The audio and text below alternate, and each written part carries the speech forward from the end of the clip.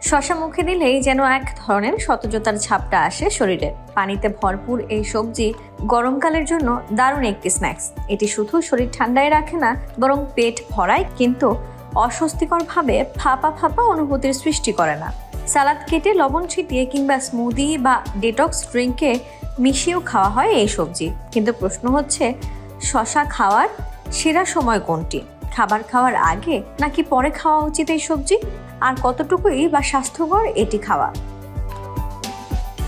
জানা গেছে শসা খাওয়ার সময় ও পরিমাণ আপনার হজম ও শরীরের পানির ভারসাম্য এবং পুষ্টি শোষণের ক্ষমতায় প্রভাব ফেলতে পারে। চলুন দেখি একে একে প্রশ্নগুলোর উত্তর খোঁজা যায় কিনা।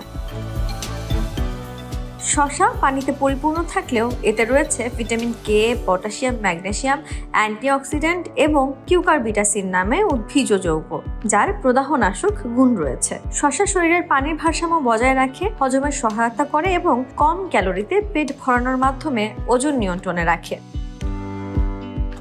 1 কাপ কাটা শসাতে মাত্র 16 ক্যালোরি থাকে, যা কোনো ডায়েটে সংকোচন ছাড়াই যোগ করা যায়। তবে এর স্বাস্থ্যগুণ কেবল ক্যালোরি কম থাকার মধ্যে সীমাবদ্ধ নয়, কখন খাচ্ছেন সেটিও পুষ্টি ব্যবহারে পার্থক্য আনতে পারে।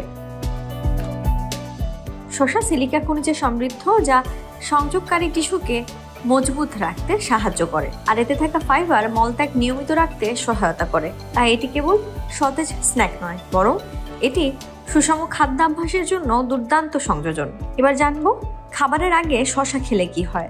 খাবারের আগে শসা খাওয়া একটি প্রাকৃতিক ক্ষুধা নিয়ন্ত্রণের কৌশল হতে পারে। পানি ও ফাইবারের কারণে এটি পেট ভরিয়ে দেয়, ফলে মূল খাবারে বেশি ক্যালোরিযুক্ত খাবার খাওয়ার প্রবণতা কমে যায়। পুষ্টিবিদরা সাধারণত খাবার আগে শসা খাওয়ার পরামর্শ দেন, বিশেষত যদি আপনার লক্ষ্য ওজন নিয়ন্ত্রণ বা হজমের উন্নতি হয়। পানি ও ফাইবার দ্রুত পেট ভরায়, যা পরে খাওয়ার পরিমাণ কমাতে সাহায্য করে। শসায় থাকা অদ্রবণীয় ফাইবার মলকে ভর দেয় এবং হজম প্রক্রিয়া মসৃণ রাখে। ভারী খাবারের আগে শসা খেলে এটি আপনার অন্ত্রকে ভালো হজমের জন্য প্রস্তুত করতে পারে। পাশাপাশি অতিরিক্ত পানি পাকস্থলীর আস্তরকে হাইড্রেট করে, ফলে হজম এনজাইমগুলো ভালোভাবে কাজ করতে পারে। খাবারের পরে শসা খাওয়াও সমানভাবে উপকারী, বিশেষত যদি লক্ষ্য থাকে হজম উন্নত করা। এক্ষেত্রে শসা এক ধরনের সতেজ প্যালেট ক্লিনজার হিসেবে কাজ করে। এতে থাকা পানি মুখের বাকি স্বাদ মুছে দেয়, আর হালকা ক্ষারীয় গুণ মশলাদার বা তৈলাক্ত খাবারের অ্যাসিডিটি কিছুটা কমাতে সাহায্য করে। শসার ফাইবার খাবারকে হজম পথে এগিয়ে নিতে সাহায্য করে, খাবারের পর ফাঁপা ভাব প্রতিরোধ করতে পারে। তবে আপনার খাবার যদি বেশি স্টার্চ বা ফ্যাট সমৃদ্ধ হয়, তাহলে শসা খাওয়ার ফলে ক্যালোরি শোষণ ধীর হবে না। তাই খাবার হালকা ও সতেজ খাওয়া ভালো। এছাড়া আপনার খাবারে যদি বেশি সোডিয়াম থাকে, তবে শসার পটাশিয়াম ইলেকট্রোলাইট তার ভারসাম্য বজায় রাখতে এবং পানি জমে থাকা কমাতে সহায়ক হতে পারে।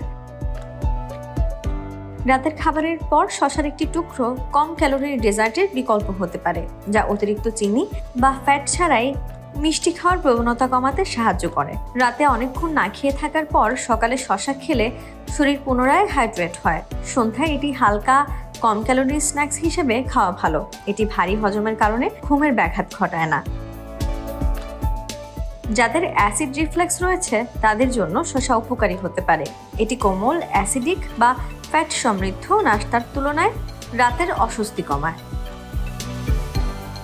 শসা স্বাস্থ্যকর, তবে অতিরিক্ত কিছুই ভালো নয়। প্রতিদিন 1 থেকে 2টি মাঝারি আকারের শসা খাওয়া বেশিরভাগ সুস্থ প্রাপ্তবয়স্কের জন্য নিরাপদ। এতে যথেষ্ট ভিটামিন, খনিজ ও হাইড্রেশন পাওয়া যায়, কিন্তু অতিরিক্ত ফাইবারের কারণে পেট ফাঁপা বা অস্বস্তি হয় না। যাদের কিডনিতে সমস্যা রয়েছে বা পটাশিয়াম সীমিত খাদ্যাভ্যাসে আছেন, তাদের শসা খাওয়ার আগে চিকিৎসকের পরামর্শ নেওয়া উচিত, কারণ যদিও এতে পটাশিয়াম খুব বেশি না, তবে অন্যান্য খাবারের সঙ্গে মিলিয়ে খেলে এর পরিমাণ বেড়ে যেতে পারে। ডায়েটে মঞ্চি খাবার যোগ করার চমৎকার উপায় হচ্ছে শসা। এটি খাওয়ার পর কোনো অপরাধ বোধ হয় না। এটিতে পানি বেশি থাকে, তাই ক্ষুধা কমায়, অতিভোজন রোধ করে এবং ফাঁপা ভাব দূর করে। এর সবচেয়ে বড় সুবিধা, এটি ওজন কমাতে সহায়ক। আপনার যদি ওজন কমানোর লক্ষ্য হয়, তবে ক্ষুধা নিয়ন্ত্রণের জন্য খাবারের আগে শসা খান, আর সতেজ ও হাইড্রেটেড অনুভূতির জন্য খাবারের পরে শসা খান। আর শসা খাওয়ার আদর্শ পরিমাণ সালাদ কেটে স্মুদিতে মিশিয়ে বা খাস্তা স্ন্যাক্স হিসেবে শসা খাওয়া যেতে পারে। এটি হাইড্রেশন, হজম ও সামগ্রিক স্বাস্থ্যের জন্য সহজ, সাশ্রয়ী ও কার্যকর উপায় হতে পারে। Desk report, campus Times.